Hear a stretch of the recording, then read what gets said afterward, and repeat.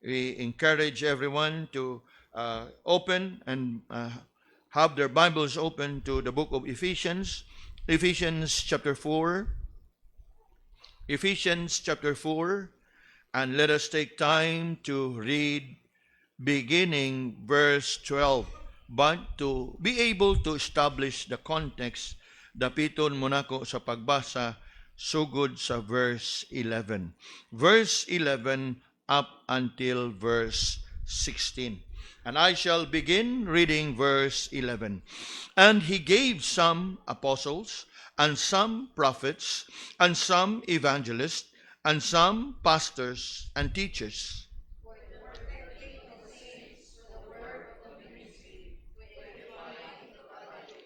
till we all come in the unity of the faith and of the knowledge of the Son of God, unto a perfect man, unto the measure of the stature of the fullness of Christ.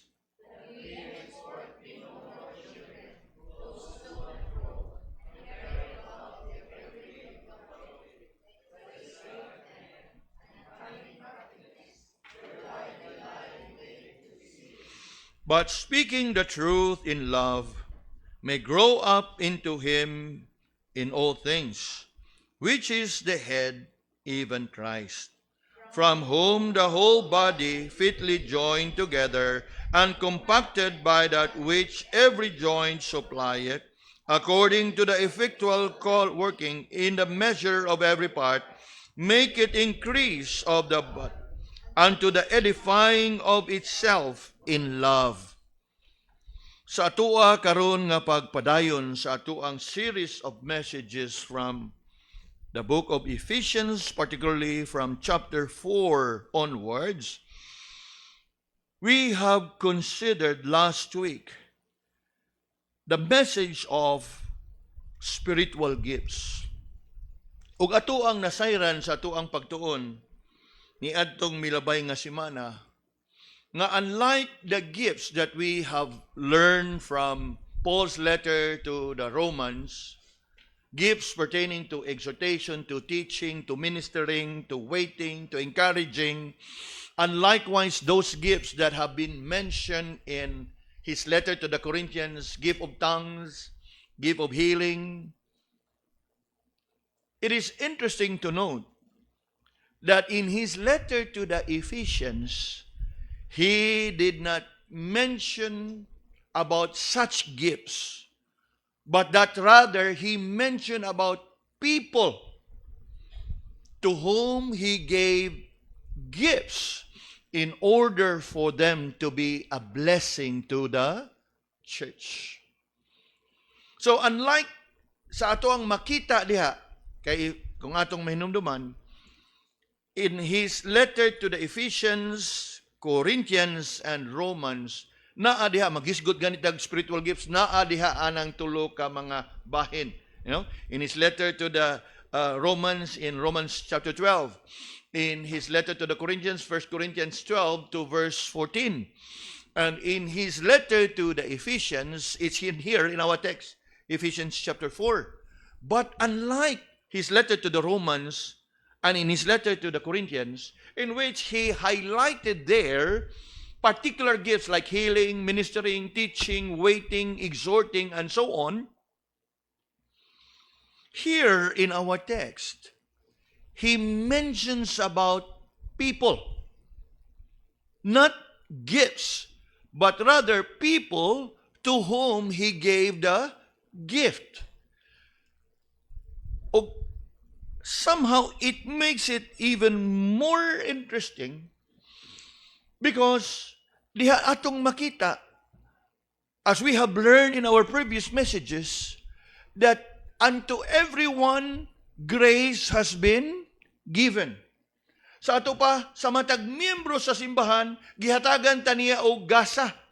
In other words, we have been gifted by the Lord in order for us to be a gift to one another. And that is what we are going to see this morning. Nga naman, you look with me in verse 11, ato ning nalantawan last week, and he gave some apostles, and some prophets, and some evangelists, and some pastors and teachers. Dinhi atong makita that indeed, rather than mentioning about particular gifts, he did mention about particular people to whom he gave the gift. Now, obviously, he did mention about apostles and prophets. Now, obviously, these are offices na atong mahinumduman, greatly and mightily used by God in the ministry of the Word. Prophets more in the Old Testament, apostles in the New Testament. Then after which, we know very well that once the scripture has been completed and the canon has been closed, there are no more apostles and prophets. In fact, we have learned that in our scripture reading a while ago from Ephesians chapter 2 verse 20, that there are no more apostles and prophets because they have served as the foundation. In other words, from what they have started and what they have established comes other group of people that the Lord has blessed with gifts. And who are these people? They are still mentioned in verse 11. And some evangelists, and some pastors and teachers. So, there are no more prophets and apostles today, but we still do have what? Evangelists, pastors, and teachers. Unya, as you look at today's message, it's titled, The Purpose of Spiritual Gifts. You know, as we reflect upon the church, yes, the very main purpose of the church is to what? To glorify God and enjoy Him forever. And in the church, we learn that God gave to everyone at least one spiritual gift for the purpose of unifying and edifying the body of Christ. And that again is the church. So as we look at these two purposes, mga kaigsunan, makita nato diha that the purpose of the church has two dimensions. And what is this two dimension? We can liken it to the two lines of the cross. The first dimension is the vertical. And what is the purpose of the church pertaining to vertical? The worship of the Lord, to glorify God and enjoy Him forever. That's the vertical dimension. Then what about the horizontal dimension? And here it comes. The horizontal dimension is our duty and service to one another. So there is the vertical dimension and there is the horizontal dimension. Though in today's message, we will focus more on the horizontal dimension, referring to the purpose of spiritual gifts. Yes, verse 11, we have read of Paul mentioning certain people to whom he gave gifts. Now we move on to consider the purpose of these gifts. Para sa unsang katuyuan nga gihatagan niya og mga gasa kining mga tawhana. And that's the theme of today's message. Coming down to verse 12, atong makita diha the very purpose why God gave gifts to certain men in order for them to be a gift to the church is obviously, you will find in verse 12, for what? For the perfecting of the saints. Again, nasugatan na sa nato ang word nga, saints. And who are the saints here? The believers. And the believers need to be perfected. Now, that's the very purpose, the perfecting of the saints. So, sayri mga kaigsunan, nagihatagan sa Ginoo o gasa ang pipila ka mga katawhan for the purpose that they will perfect the church. God gave the church these people to whom He has given gifts for what? For the perfecting of the saints. Now, what is this word perfecting here all about? The word perfecting here is not much about nga gimatuto ang mga kaigsuonan sa simbahan that they will be perfectly sinless. No. That word perfecting there would refer to the maturing of every member of the church. The word perfecting here has the idea of putting together things in order for them to function. Putting in order or fitting together or repairing. It refers to putting everything in its proper order. And so, as we look at the word here that is used by Paul to refer to the church, it means that these people whom the Lord has blessed with gifts, they were given to the church for the purpose that they will be able to put everyone in the church and everything in the church in its proper order and into its proper place.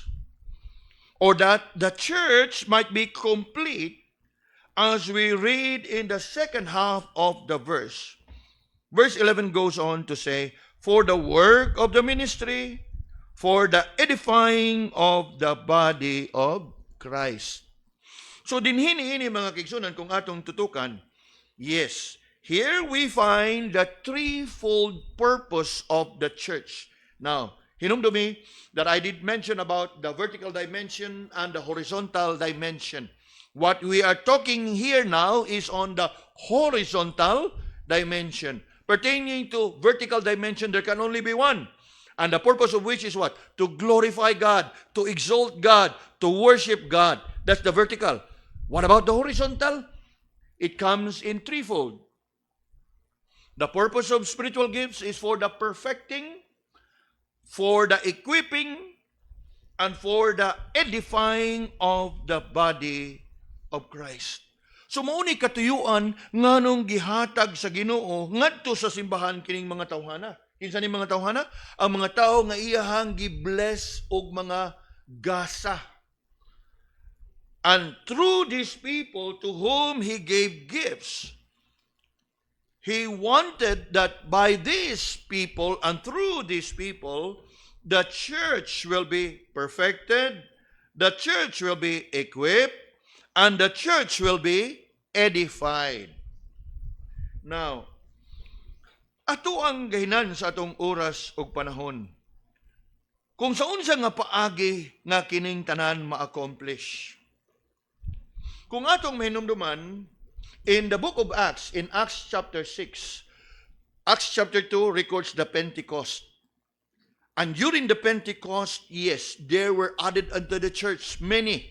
In fact, in the last verses of chapter 2, there were added 3,000 souls. Then in chapter 4, there were added many more that they become like some 5,000. And it keeps on increasing and it keeps on growing. Daghan ang napuno sa simbahan until we come to chapter 6. What happens in chapter 6? In chapter 6, in verse 1, there was an incident that there are some who have not been included in the daily ministration.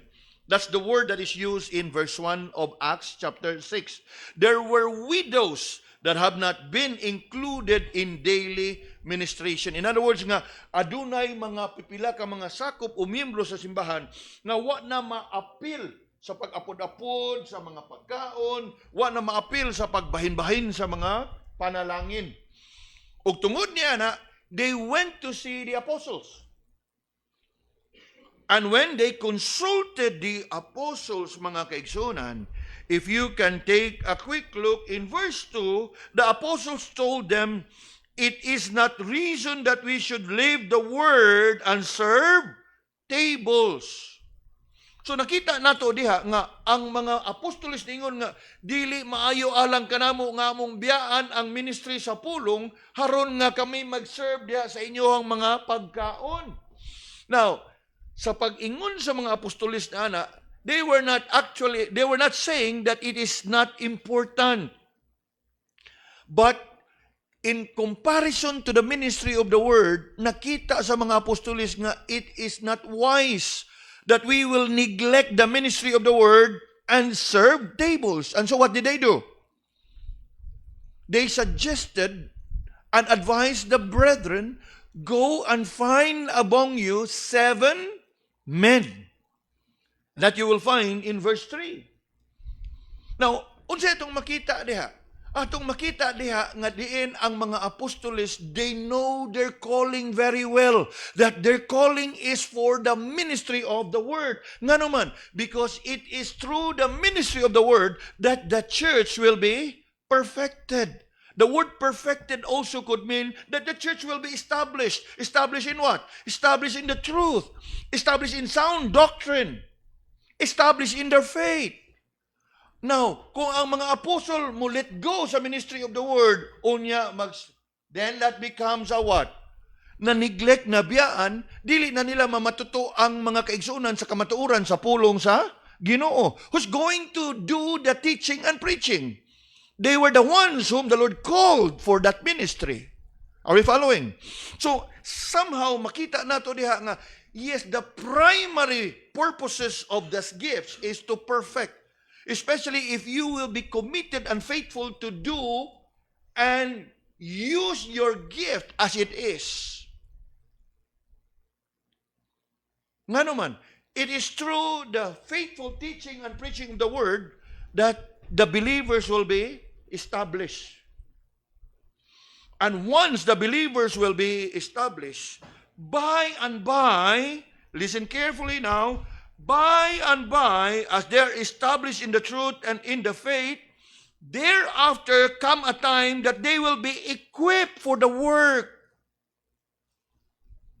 So unsa man ang paagi nga they will be equipped for the work. The more they will know about the truth, the more they will know about the scripture, the more they will know about the doctrine, the teaching, and even the work of the ministry, the more they will have that desire, the more they will have that burden. Kanindot kaayog makapangalaga di ay ta sa Ginoo. So asa man magsugod? From the ministry of the word. Nga sa pagnunay ug matuto sa pulong sa Ginoo sa mga kaigsunan, they will grow and mature and be able to have that burden to serve the Lord. So, they will now be what? Look on. You look at the flow. That they, once they will be perfected, they will be equipped.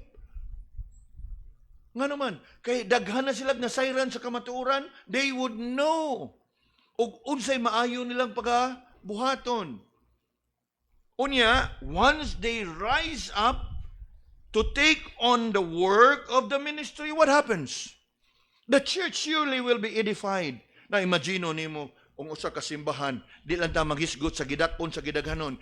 If only every member of the church would rise up and go and exercise the spiritual gifts that they have.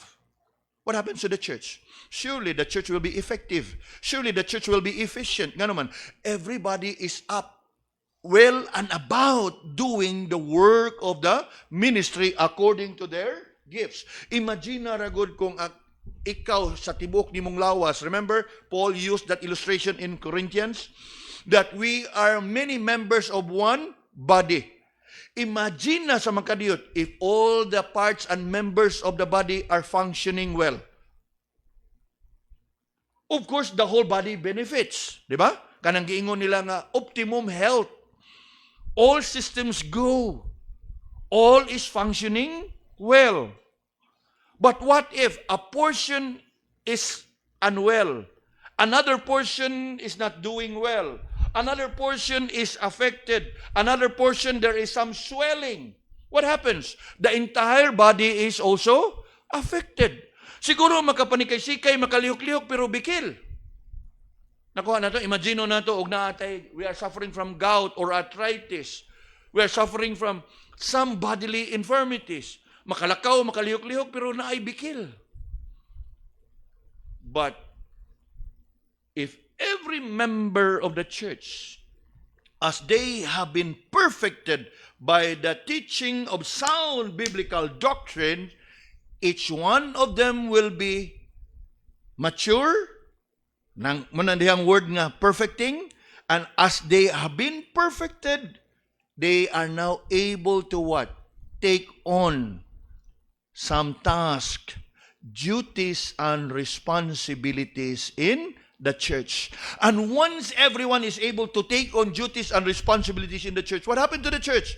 The entire body is edified. Kaya nga naman, everybody is functioning well. Nakuha na ito mga kaigsunan? That's the purpose of spiritual gifts. And that is what we can see in that incident in Acts chapter 6. Instead of the apostles abandoning the ministry of the word, na sila na po'y mangunay to serve on tables, they suggested, no, we cannot afford to abandon the ministry of the word because this is our calling. You might as well choose from among you 7 men who are able to do the work.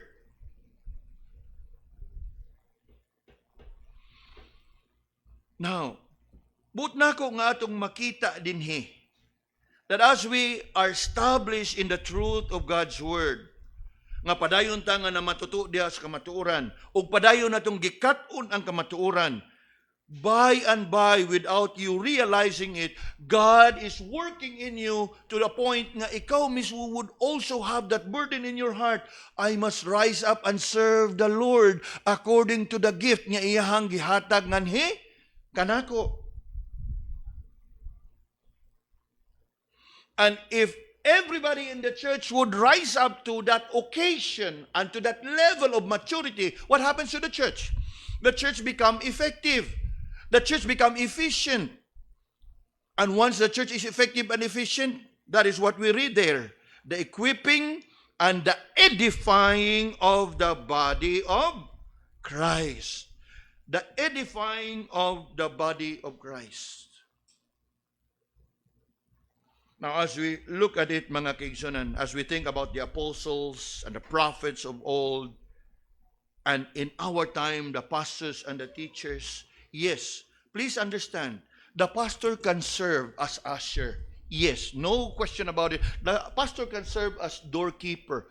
But over and above, the church must know that the pastor, the primary duty is to what? Teach and preach. And as I continue to teach and preach, it is my prayer and desire nga sa padayon yung pagkaton sa kamaturan, by and by madasig usab mo, I must rise up to serve. Ug asa kong dapita pwede magamit. Ug asa ko pwede dapita makapangalagad. Ngano man, kay sa padayon pag matuto sa pastor, teacher, diha ninyo sa kamatuoran, og nga imong nasayran, og nakarealize ka nga gihatagan ka gasa sa Ginoo, og imo nang gamiton nga gasa nga gihatag sa Ginoo nimo, what happens? Ikaw nahimong gasa ngadto sa uban. And if that indeed is what would take place in any church, ingon diha, the whole body is edified. The word edified simply means the whole body is encouraged.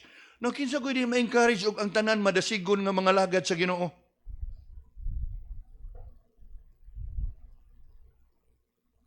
That's the purpose of spiritual gifts. The whole body will be edified. So as we reflect upon our gifts, like, yes, as in my case, as a pastor teacher, the church must know that the principal role of a pastor teacher is to what? Nurture and feed the church. To instruct, to teach, to preach the truth, for the purpose of establishing everyone in the truth, for building everyone up, and once everybody is built up, that you will be equipped diha sa pagpangalagad sa Ginoo. You know, mga kaigsunan, oftentimes, ang ato mong understanding as we come to the word equip is about what? Going for Bible school to be equipped. You know what? It's just part of it. The word equipping here is more than just going for formal theological study. Equipping here is more about that you be molded and equipped with the right understanding, the right motive, the right intention, the right conduct of why you are to serve the Lord.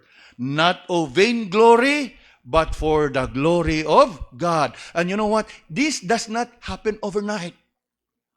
Paul makes it clear to Timothy that should you appoint anyone to the leadership, you must not appoint a novice, because a novice is not mature in the understanding of their service. Nga sa imong pagbutang niya diha, muda ko ang nawa, ako gipili ni Apostle Paul, bisag bag-o pa ko sa simbahan. You should know that. Although we don't practice it as much as seniority, kaya ang uban magod ang ilang una na naanay seniority diha. No, this is not about seniority. It's more about maturity. Kay naagid sa mga kasimbahanan nga dugay na kayo, pero hinay, gatubo, pero hinay, napoy uban nga medyo behind niya gamay, apan pas-pas. Then, you can raise them up and bring them to the kanang work. Are we following?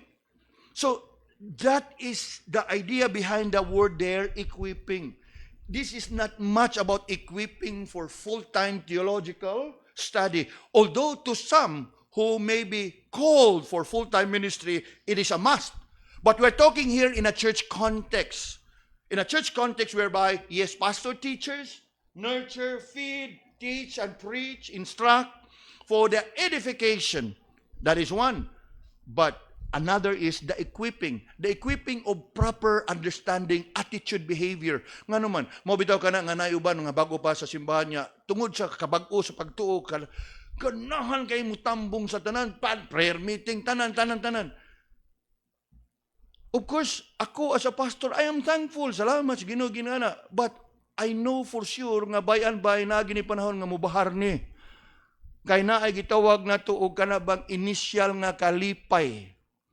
Unya anak nga kalipay, naiuban gyud mingon nga asa ka ko pwedeng makapangalagad, pastor. Of course, I will appreciate such a desire, but I'm sure by now makaingon wa man gyud gibutang ni pastor. Not because I don't like, not because I don't want to, because I am looking at the attitude of the heart.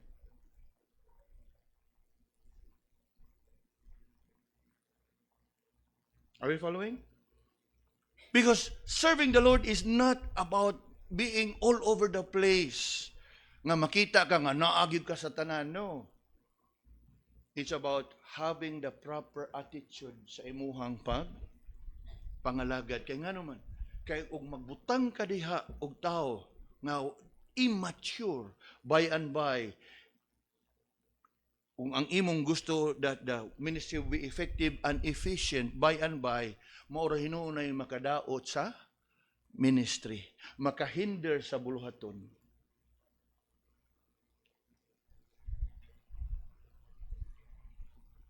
The purpose of spiritual gifts for the perfecting of the saints. And once the saints have been perfected, they will be equipped for the work of the ministry. Equipped with what? Obviously, knowledge, understanding, but over and above, kanag yung the right heart, the right attitude, the right behavior, the right motive of why they are in service. That is the purpose of spiritual gifts, for the perfecting of the saints. Now, moving on, we consider from the perfecting of the saints, the pattern of perfecting. Sa unsang paagi man na atong mahimo. Sa unsang paagi nga ato nang mapursu. Ingon diha ang verse 12, for the perfecting of the saints, for the work of the ministry, for the edifying of the body of Christ. Now, here we find the pattern in which the church will be perfected. God gave to the church these individuals, remember? He gave some prophets, some apostles, some evangelists, some pastors, teaches. For what purpose? Una, to establish the church. To establish in the church on what? In the truth of Scripture. Kinahanglan yun na. In fact, sa atuang simbahan, we don't anyhow receive anyone who comes to the membership. You know that. We go through a series of study, basic Bible knowledge catechism class. Haron nga masabdan yun nimo ug unsay atong tuhuan. And that is part of establishing you in the faith. To establish you in the truth of the Scripture, in the faith, and also in doctrine and practice. And once you are established in here, in all these things that I've mentioned, now, by the grace of God, you are actually equipped for the work of the ministry. Equipped with what? Right understanding, proper attitude, proper motives. You know, mga kigsunan, we think of the church in Corinth. There are a lot of members in the Corinthian church that has been blessed by God with many gifts, not just one, but many gifts. But instead of edifying the church, what happens is they have used their spiritual gifts out of pride and vain glory. They have been competing with one another who's got the best gift. They have been competing with one another who's got the most excellent gift. And so what happens to the church? The church is in chaos. The church is in deep trouble. Not because they don't have spiritual gifts. They have abundance of spiritual gifts. But the problem is they use their spiritual gifts for their own selfish motive, for their own agenda, and for their promotion and for their own glory. Mao kana nga it is needful, vital and important nga sa usa ka simbahan, in a body of Christ, in a communion of the saints, there has to be a constant nurture of God's Word. Kay diha man gyud sa pulong sa Ginoo atong makatunan, masayran ang kamatuoran ug maggiya usab kanato nga madala kita sa husto nga pagpanabot ug dili lang sa husto nga pagpanabot, sa sakto nga pag-apply niana sa kinabuhi ug ang pagbaton sa mga ingon pa nato the right attitude and the proper conduct in view of the work of the ministry. Yes, that's the pattern. To establish the church, then to equip the church, to cultivate right attitude and conduct for the work of the ministry. And once they are established and equipped to do the work of the ministry, yes, the whole body is edified, established in right and sound doctrine, equipped with proper attitude and conduct. Everyone in the church will be effective and efficient in their service. And once this thing come into place, the whole body benefits, for the whole body will be edified. So that is the pattern. These gifted individuals mentioned in verse 11 were given to the church to equip the saints. Equip the saints with the truth, to equip the saints with a proper attitude, to equip the saints with the right motive and understanding, to equip the saints that they be effective and efficient for the work of the ministry. Yes, that is the pattern for perfecting. The saints will be able to serve one another for the edification of the whole body. And the whole body is edified and built up. And you know, mga kaigsunan, We need to understand this. This pattern of perfecting, listen carefully, this pattern of perfecting is an ongoing, continuing process.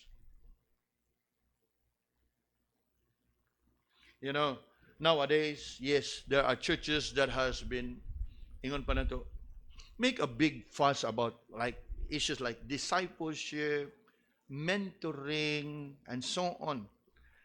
You know, mga kaigsonan, we need to understand nga kini nga tanan is, yes, while they are aimed at perfecting of the saints, you don't just anyhow put people into such position. Remember, God gave who? It's very specific. Pastors, teachers.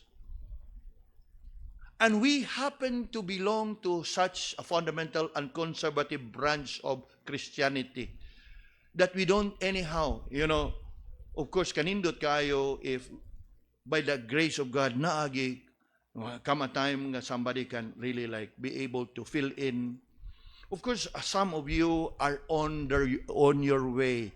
And I can say nga, you are on your way. Like, for example, by God's grace, our brother Eben. Now, for as long as I am here, I would take it to myself that I would teach and preach. But there will be times that I will not be around. And if you can remember a few occasions when I was in Australia, he took over to what? Do the prayer meeting. At times, Brother Dave will do the Sunday school. Nga naman, for somehow, nakita na ko nga they are on their way. But, not to the point nga imo na lang yung bagsak ang tanan, because it may not be, ingon pa na to, beneficial for them because it may come as a heavy burden. Of course, para nila, mingon, okay ra Pastor Roy, I'm sure nga okay ra gina nila. But eventually, as they carry on, matay di man din kuan, matay lisod man din matay, So, mo kana nga, yes, I am thankful that there are indeed such people in the church. But, dili pwede nga atong dali-dalion ang tanan nga ato na dayong ibutang ang tanan ug asa nato silang pwedeng ibutang. In fact, I'd like to share this with you, God willing, inig mahumaning atong semester karon. We're going to send Brother John Ray to Singapore for 2 months. He will be understudy with Pastor Kushi. That is how we do things in Gethsemane. We don't anyhow send, ato ka dito, Trinidad, ato ka dito, Bohol. We don't do that. Of course, we are saddened to hear of certain churches and work na nagkayagaw-yagaw because they have sent people there prematurely, not fully equipped.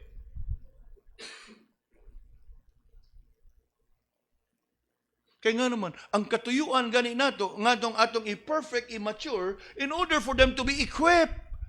And how can they be equipped if they are not established?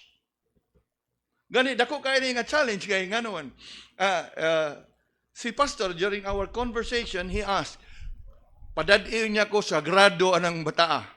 Of course, we know nga diya sa GBA usahay na mga panahon nga dili makakomply ba. Makapasar tanan sa tanang quizzes pero uban nga mga assignments like research and everything, dili mapas. So, I need to encourage him, ipas ni tanan haron kay butangan na ito og grado. Kay nag-request man siya dito, akong tanawon og asa dapitan na to siya gyud mamatuto. Now, we all have gone through such. In my case, and Reverend Ephraim, we were not just anyhow sent into the work. We were subjected to understudy. Human sa mong pag-eskwela, we need to go through an understudy. Kaya nga naman, you will be on your own as you will be sent into the ministry. May lang og naaras pastor dia skilled pikas iskina pastor ay ara gud kadyot kaya to tanaw ara gud ni. So we don't just anyhow until mo na siya for the perfecting, for the equipping, and then what? Edifying. Kaya nga naman, magunsa man unya ka dito sa buluhaton, unya you are not really fully equipped. So the church will not be edified. Nga naman, you're not able to handle carefully the Word of God. You're not able to deal with certain passages of the Scripture. So there has to be a pattern. And these things doesn't come overnight. Although I am thankful to the Lord, like in the case of our brother Johnny Ray, kaya nga naman, he has had good and many opportunities to be exposed. Now, we know very well that he ministers to some fellowship groups. And in fact, karon after the service, mulabang po siya dito sa Trinidad, mag-minister ngadto sa mga kaigsuonan. Wonderful. And that is, in a sense, a preparation, perfecting, the process of perfecting, because he is still on the process. Gani ingon siya nga, Pastor, unsaon ka kuha na dito sa 2 months ni Pastor Kusi. Ingon nga, kamo rag yun duha may bawa na, unsaon ka niya dito. Although, yes, nagka-istorya na sila for some time. I think one of the earlier visit ni Pastor after COVID, didn't he? He asked that we arrange a meeting with January event. They already nagkalingkuray na sila, pero it's more of a personal nga kanang kuan ba. God willing, after this semester, he will be sent to Singapore for a full-time gyud nga massive nga kanang exposure in the work of the ministry. Anindot po na para sa atong igsoon, aron nga makakita gid siya ba how it is like, particularly as far as Gethsemane is concerned, how we do things in Gethsemane. Nga we don't just kaningon pa nato nga kanang maumauhon lang ba. So I share this with you because this is in view sa ato ang gitun-an, to establish, to equip, and to edify.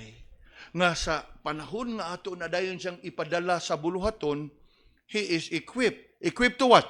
To edify the body of believers. Dili kay inig-abot ni mo ngadto, ikaw pinoy magdaas problema sa mga kaigsuonan. Nakuha na ito mga igsoon? So that's the pattern of perfecting. Gani, this is an ongoing, continuing process. Kaya nga naman, hangtod ka no sa amin ito buhaton. Come with me to verse 13. Verse 13 says, till we all come in the unity of the faith. Kana bang mada ang tanan diha sa husto nga pagtuog kasayuran? You know, in some churches, it is not uncommon to hear nga, oh, I am reformed. Naluwas ko kay gipili ko sa Ginoo. Unya ang uban mingon nga, oh, I am saved because I chose to believe. So they don't share one and the same faith. In some churches, it is common nga there are people who believe in spiritual gifts of tongues that are still operational karon. Unya, in one and the same church, while some believe, others don't. So, what happened? There has to be unity, not just in the body, but unity in doctrine. Unity sa imuhang gituhuan. And that is why sa atuang bahin, that is, we go through all this catechism class, haron nga masabtan ninyo atong gituhuan. Contrary sa atuang mga preconceived or maybe atuang mga pagtuo when we were part and member of another denomination, na ato na siya nga haron nga ma-establish, or else it can create chaos and trouble in the church. And you look with me in verse 13. Till we all come, what? In the unity of the faith. And then what? And of the knowledge of the Son of God. Now this is really interesting. Ngayon naman, what is it about that we must know about Jesus, the Son of God? What is it that we know? Fundamental, we believe that Jesus is God and man. Okay? Nga si Kristo, Dios o tao. Na may mga ubang pundok nga para nila si Kristo tao o dili Ginoo. Na apoy uban si Kristo Ginoo dili tao. That is why this perfecting is an ongoing, lifelong process. Nga kita usab, just when magtuo ta nga, tawdo kong membro sa simbahan, pila ka Sunday school na kung naapila na ng Pastor Rigor, pwede na siguro nga di na kumapil ron. Now, I'm sorry for you, og naa kaanan dapita.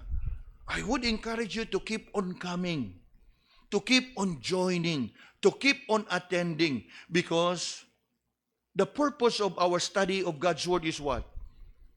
For establishing, for equipping. Gani ang equipping, I mentioned to you, it's not about being equipped full-time, but with a proper attitude. What else? That you also, on a personal level, you be able to give the correct answer to those who have asked you about your faith. Unsa day imong gituhuan, igsoon? Unsa day pagtulunan sa imuhang simbahan? Kinahanglan na that each one of us be equipped. Although dili man siguro nga parehas gitag kaalam sa tanan o kahibalo sa tanan, but at least nga naa kay kasayuran sa imong gituhuan. Parehas ba na later on karong hapon manghatag-tag ka ng gospel tracts. Inighatag na to na magiuban na nga dili siguro interesado mo mabasa pero paghatag out of respect mudawat niya igdawat mingon para unsa ni siya sir unsa tong itubag. Siguro ang uban mingon basaha lang. Huy. Kana kay nangutana igo na nga makahunong sa ka. Ma'am, ug na kay oras ug panahon. Sabton ti ka. Ang mensahe ani is a gospel of the Lord Jesus Christ. I hope nga bisan og dili siguro nato at least equip ka nga makasulti nga ebanghelyo na sa atong Ginoo, atong kaluwasan gikan sa atong mga sala. I hope no one ngaming unsa ganin ni siya sir? Ay basaha lang ma'am, okay na. Why do we go for evangelism? Remember the threefold purpose: to exalt, to evangelize, to edify. And how are we able to evangelize if we cannot even give one short sentence of what we believe? So inigpanghatag na ito, ugnayan paroon sa dyan ebanghelyo sa atong Ginoo.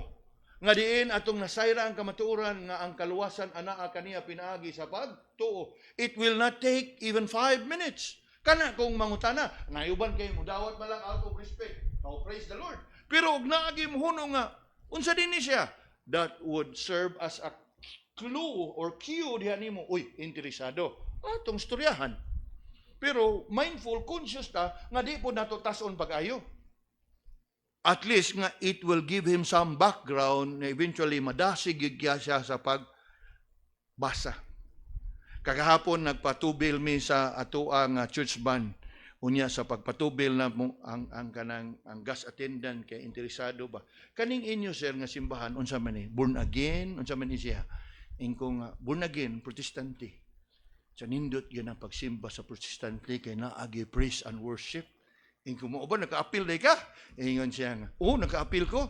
Now of course dili lang to nganlan ba pero popular nga simbahan ang ingwan niya. Medyo on the charismatic side of things. Inya unsa man siya nga nindot kay ilang pagkanta kay mudut just dughan. Kabaw man tas nga alawiton diyan dapita.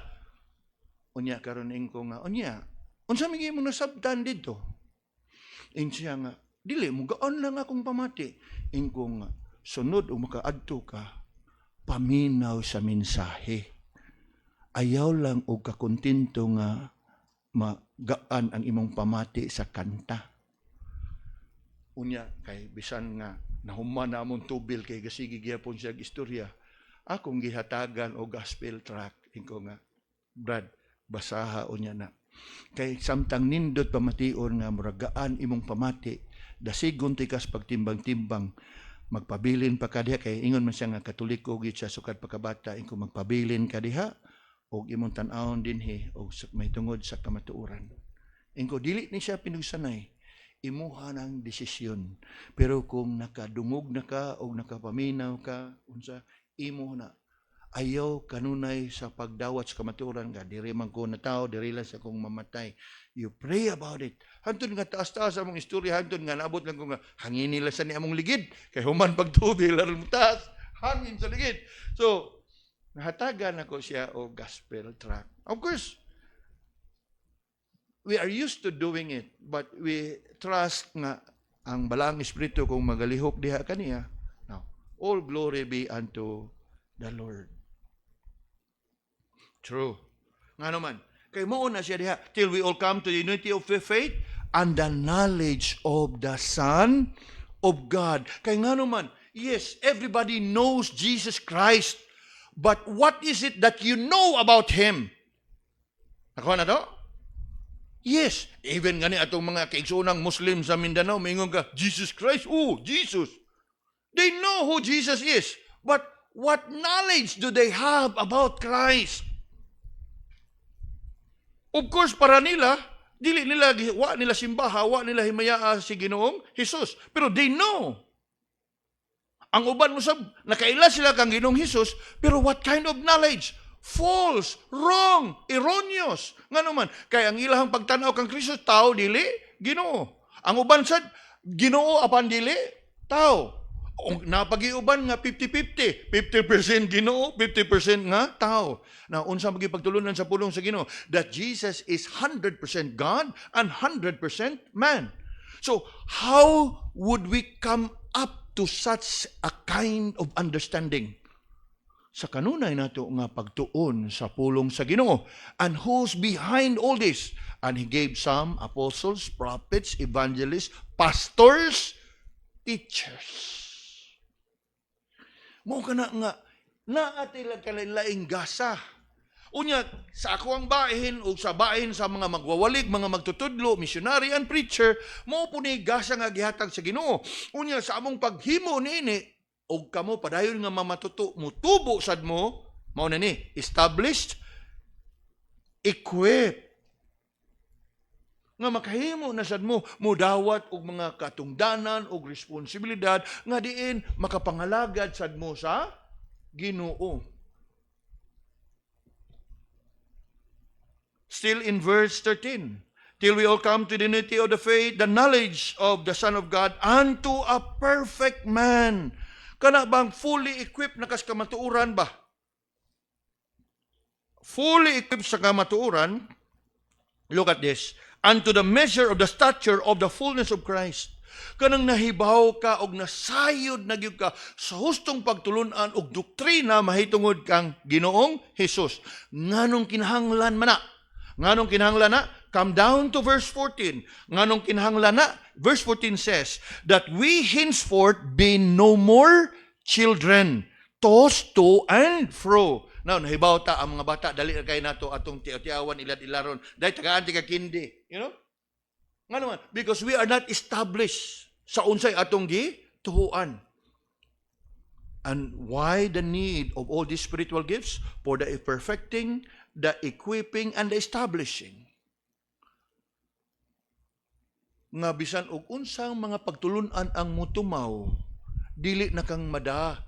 Kay samtang wa pagyud kay gihuptan nga kamatuoran nga pagtulunan, nindot sa tong iya o. Nya makadungog sa kalain diha mga magwawalis YouTube, nindot sa tong iya o. Nya kadungog sa nindot sa tong iya o. Now asa man gyud ka? Kay nga naman, for obviously, kana tanan diha nga magwawali imo nakita, they actually don't believe on the same things. Nindot lang paminaon. Ang nganong ganahan kang maminaw? Because you don't have any standard na imong magamit to gauge them.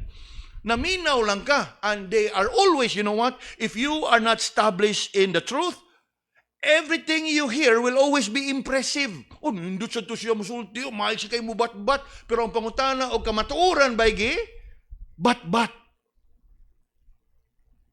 And that is why there's a need for what? For the perfecting. That we be equipped. Equipped what? Equipped to discern. Og husto ba o dili? And that is what we read in verse 14. That we henceforth be no more children tossed to and fro and carried about with every wind of doctrine. Unya, ingon diha, by the slay of man, kana mga lipat-lipat, by the use of flowery words, enticing words, Impressing words. Mao kana nga sa tuang bahin, yes, we continue to have what? Sunday school. Every gathering in the church, sentro gyud ang pulong sa Ginoo. Kay mao man mag-establish nato. Just when you think that you are fully established, you are wrong. Padayon ta nga magkat-on. Kay kung asa kang dapitan na established, I'm sure you would realize that you are not yet fully established.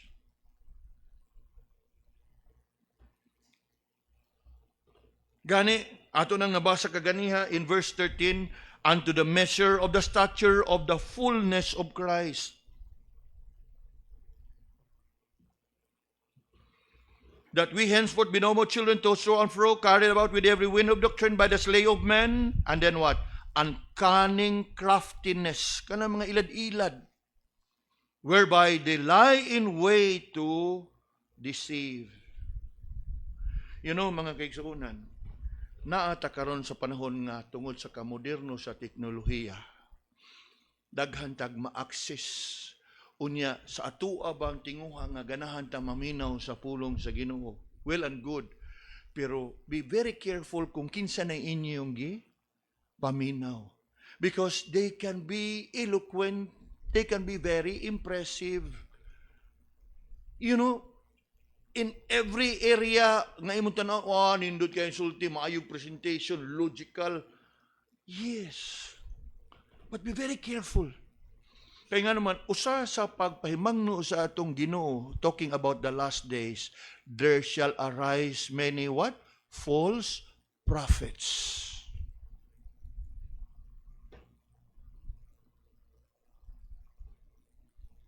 Unya, kita manggod tao, daghan ta, we have the tendency nga, kani siguro tinuod, kidako guning simbahan na, gitsuman niya, nara diya sa Pibali. Mo ba, kadaghanan atong madungog sa mga tao, dako na imong simbahan. Tuga-tuga ka diha gwali. Kaya nga naman, people have the tendency to gauge according to the size.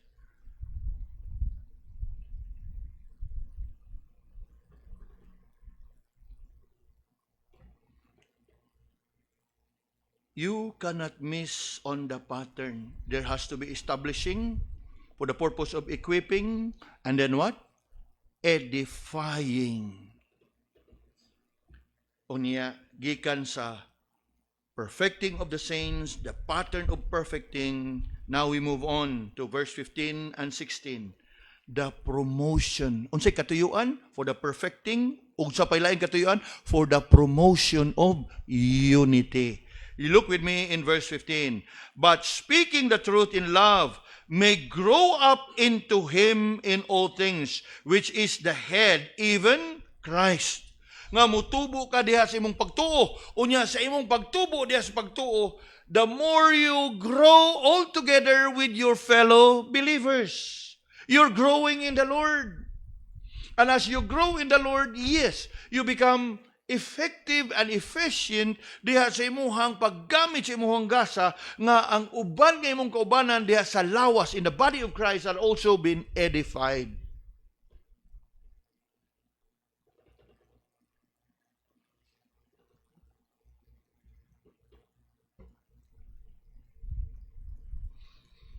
Speaking the truth in love. You know, one of the usual reason nganong ang simbahan naas kasamok is when we fail to speak the truth in love.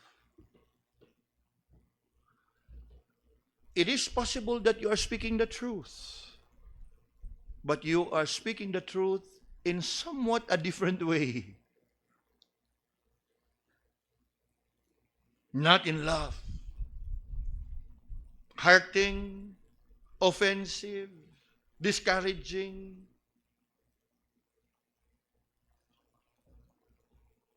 Usa ka tilimadon that you are growing and maturing is when you are able to speak the truth in love. And as you continue doing so. Look on, still in verse 15, you may grow up into Him in Christ, in all things. Unya, verse 16 now, from whom, talking about Christ, from whom the whole body, what? Fitly joined together and compacted by that which every joint supplieth, according to the effectual working in the measure of every part, everyone, every member, given gifts by God. Ug ang matag usa ka nato atong gamiton, ingon pa nato, hamugaway ang kahimtang sa tibuok simbahan. You look on, according to the effectual working in the measure of every part, what? Making increase of the body unto the edifying of itself. Sa unsa? In love.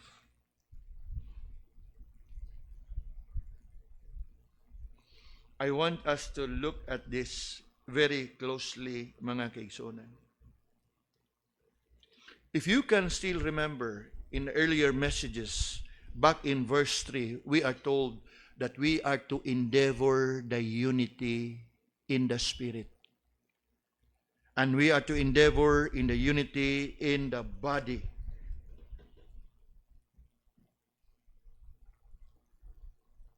In here, that we will come in the unity of the faith in verse 13. Then here, unity in a sense that we will be fitly joined together. You know what it means? Fitly joined together. Kana bang walay bikil, walay kanang hawang, walay gap, walay diferensya. Fitly joined together. Now, mao kana ang katuyuan sa gasa nga gihatag sa Ginoo nganhi kanato. That when every part does its share, it causes growth and maturity in the body. And as every member of the body grow, they are equipped. Equipped to what? To service. That is one.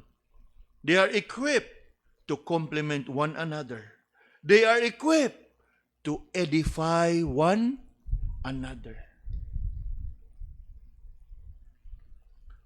O nga sa ingon, ana nga paagi, what actually is taking place is we are edifying one another in love.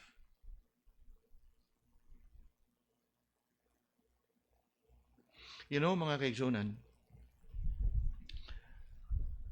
na mga panahon nga diha sa atoa nga tagsa-tagsa ka mga kinabuhi within the church, we encounter misunderstanding, conflict, gap. At times, we cannot help it but we take sides.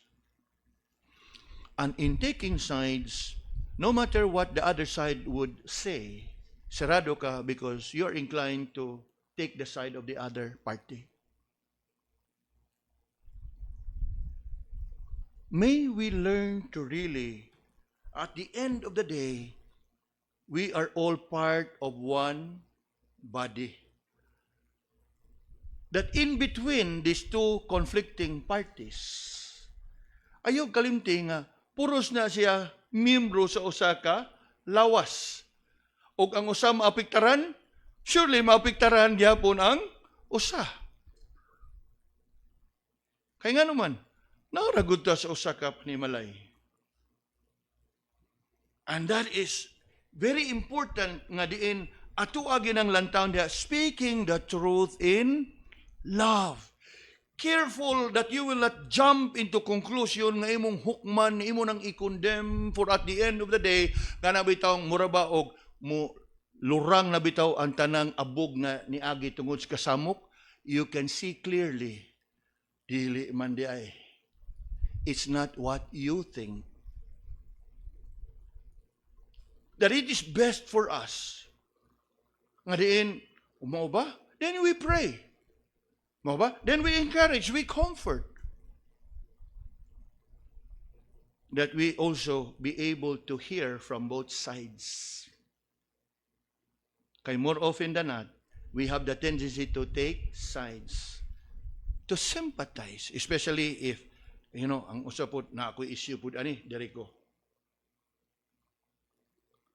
Now, og magpadayon ta nga ingon ana ang ato ang mentality, we can never edify ourselves. You look at the last part of verse 16, that we can edifying of itself. In other words, we are self-edifying. Nga dili na kinahanglan nga people from outside maupay muhusay nato. Nga dili na kinahanglan nga gikan pas laing simbahan nga muanhe dinhi para nga husayon ta. For we are supposed to grow and mature, equipped to edify one another. In other words, in the body of believers, mga kaigsunan, ampingan nato nga di ta magsugnod-sugnod. Ampingan nato nga di ta magpuno-puno. Ampingan nato nga di ta magdugang-dugang. Ampingan nato nga dili ta magtumo-tumo. Kay og magpabilin ta anang dapita, that means we are not growing. Now, later on in your free time, you read that exhortation that I published also this morning. People that hinders the church. Speak the truth in love.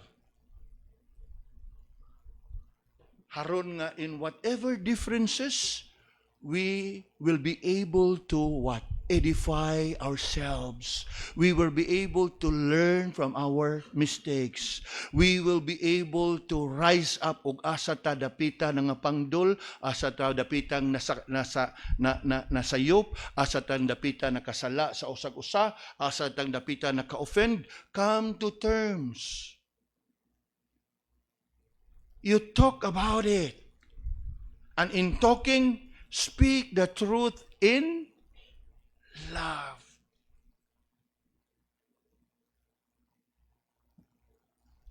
Now, what is happening in many churches today? Bungol, ang uban gani nga mga kasimbahanan, nabuak, nabulag, divided, severed, separated. Of course, some may be due to doctrinal differences, but more often than not, personal differences. Now, dili kinahanglan nga moabot ta dihang dapita if we can learn to what? Be established, be equipped to edify one another. And how to edify one another? Speak the truth in love.